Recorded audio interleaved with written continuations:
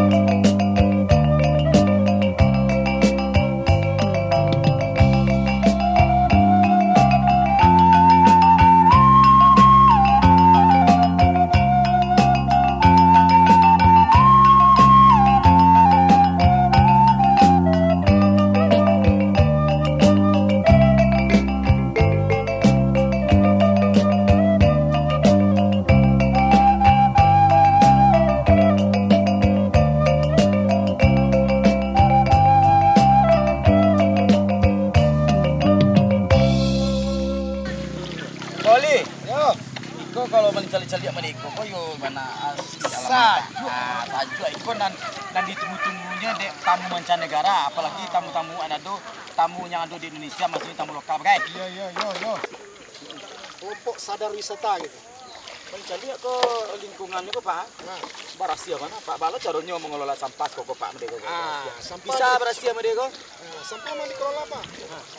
Sampah terutama Ketua kelola di pengolahan sampah 3R, Pak. 3R. Ya. 3R itu baru seharusnya itu, Pak. Itu sampah. Arah sana Pak, maling ke situ Pak, maling ke mali. Nah, itu ada Pak Wali, iko maling cali ado, mencali tampeknya barasi ya. Tak ada sampah celek Pak. Alo cara pengolahan sampah di Pak Wali negari ini Pak. sampah rutin Pak dipungut.